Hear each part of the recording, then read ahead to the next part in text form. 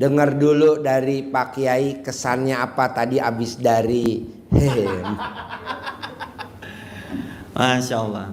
Tadi saya dipanggil sama Pak Haji tadi di mobil itu. Jadi Pak Bu, hari ini saya dapat pelajaran sangat berharga. Di saat kita tidak memikirkan dunia, dunia itu sangat gampang datang pada kita. Saya barusan ke mobil Mercy Pak Haji, ada uang 7 miliar lebih cash. Orang lilu ngasih Ji ya. Orang lilu ngasih Bu.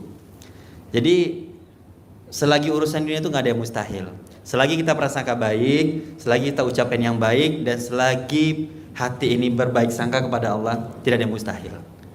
Makanya Pak Haji sering ngomong, nanti ada orang linglung ngasih duit gini. Seumur hidup saya nih Bapak Ibu, saya belum pernah, tapi kalau di bank pernah. Kalau di bank biasa nih, saya di bank pernah megang uang itu hampir di angka 30 M pernah. Wajar Bang. Ini dalam mobil Bu. Dalam mobil yang hari-hari dibawa muter-muter Pak Haji. Kita aja mungkin kalau dalam mobil bawa uang 100 juta udah berdebar-debar nih Ji. Anja tuh. Ini Pak Haji muter-muter bawa uang 7 miliar biasa aja. Nah, kalau Pak Haji bisa, saya yakin semua di ruangan ini pasti bisa. Iya, saya selalu nanya, Pak Haji, apa sih kiatnya itu? Bos, cukup yakin aja. Semua yang ada di ruangan ini, Bapak dan Ibu, mohon maaf, tidak ada doa yang sia-sia, tidak ada ikhtiar yang sia-sia. Di saat kita mengangkatkan kedua telapak tangan, menetes keringat kita jatuh ke lantai, itu menjadi bagian dari ikhtiar kita. Mohon maaf Ibu, orang yang berbuat maksiat dan zina setiap hari bikin dosa aja Allah kabulkan hajatnya. Masa yang kita sudah berjuang datang ke RDI meninggalkan anak, istri, tenaga, waktu kita keluarkan, mustahil Allah tidak dikabulkan doa kita pada hari ini, mustahil. Maka dari itu yakin dan percaya kita semua pasti bisa seperti Pak Haji. Kalau Pak Haji bisa di mobilnya 7 miliar, besok di mobil Bapak dan Ibu 10 miliar cash tanpa perantara. Amin. Ya, maka dari itu yakinkan diri. Cukup itu aja Bu, positif aja. Saya yakin dan percaya besok pagi akan ada berita indah nih. Saya jujur aja agak gemes juga lihat dalam mobil nih. Waduh, saya bilang. Saya yakin dan percaya kita semua bisa. Yakin Bu ya? Tapi satu pesan Pak Haji yang gak pernah saya lupain itu, bos, ketemu saya itu nomor 100 lah. Nomor pertama, yuk kita ijab sama anak yatim, sedekahnya jangan bolong Pak. Ya, terus saya kemarin baru dapat hadis tafsir semenjak Pak Haji cerita, Rasulullah pernah bersabda, sedekah itu bisa memutuskan musibah Bu. Ibaratkan kita di jalan tol nih, musibah mau datang, itu disalib sama sedekah. Paksa. Jadi di RDI itu sedekah bukan seikhlasnya bos, Pak, Bu. Kalau seikhlasnya nanti Bu 50 ribu, 100 ribu, hajatnya kaya raya, tajir melintir 10 miliar 1 bulan, kagak ngangkat bos. Paksa. Saya belajar dari Bang Abi waktu itu, dia bilang jujur-jujur aja nih Bang Nizar, awal-awal aku, Pak Haji sedekah lagi. Tapi setelah kabul Bu, alhamdulillah Pak Haji bersyukur kemarin Pak Haji paksa saya sedekah. Biarlah banyak walaupun tak ikhlas Pak. Saya paksain Pak. Paksa sehari itu sedekah subuh 1 juta, sedekah potong sapi 2 juta, seminggu itu paksain aja Pak. Di mana uangnya yakinlah pasti ada. Nanti memang kesannya pertama, aduh kok sedekah terus. Nanti kalau sudah kabul ikhlas kok tuh. Saya pengalaman pribadi. Jadi sedekah itu jangan seikhlasnya, dipaksa ya Pak. Karena kenapa? Itu di akhirat, para penghuni di akhirat itu minta izin kepada Allah turun 1 detik hanya untuk itu, udah tahu, jangan pelit-pelit.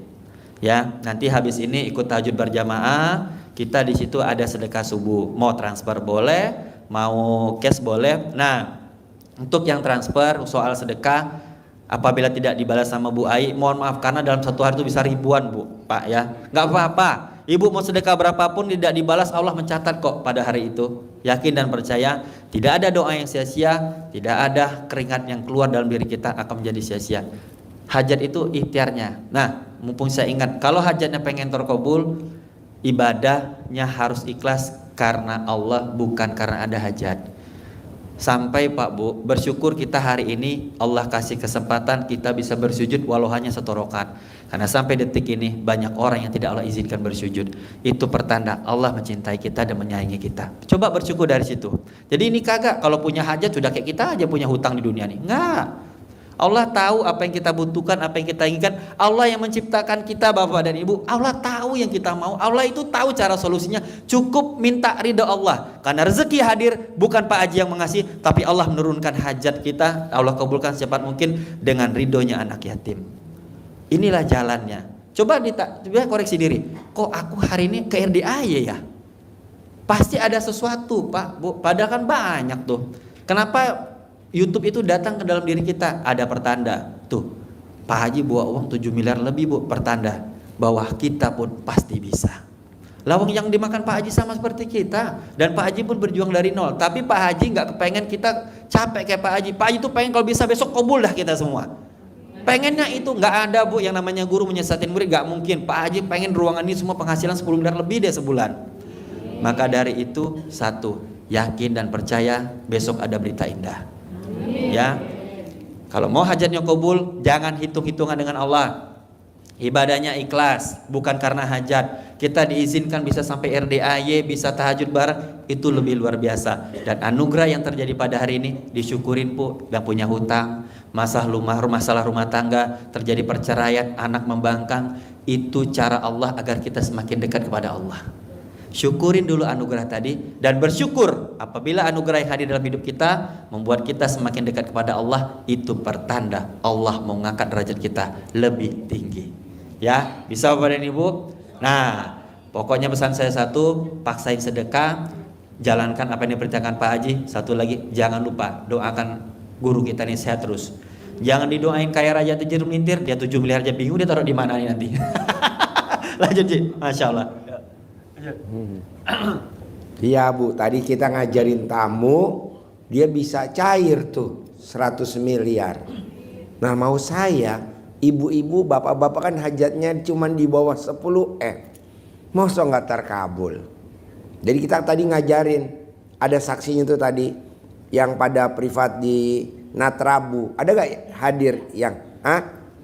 Ada ya? Ya, tadi kan lihat ya, kita ngajarin ya. Nah, mau saya yang 100 miliar aja bisa terkabul cair. Sehingga dia tukeran mobil, mobilnya mundur, pindah duit tuh.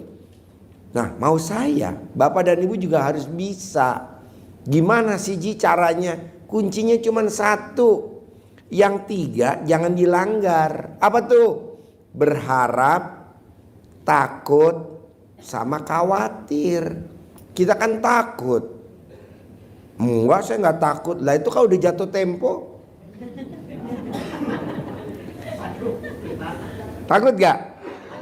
Iya, kalau udah jatuh tempo. Apalagi kalau rumahnya udah disemprot. Lebih takut lagi. Janganlah. Kita takutnya cuma sama Allah Subhanahu wa Ta'ala. Gitu. Apalah artinya disemprot? Nanti pasti ada orang linglung.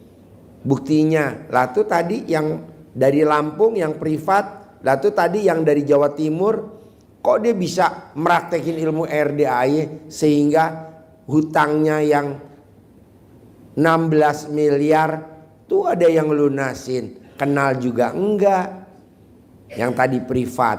Nah, mau saya, coba Bapak dan Ibu, yang tiga jangan dilanggar, jangan takut, jangan khawatir, sama jangan berharap. Kita selalu berharap aja. Kan suka ada pepatah, orang yang berharap siap-siap kecewa. Orang yang berharap siap-siap kecewa. Lah coba jangan berharap. Kita selalu aja berharap. Oke? Yuk.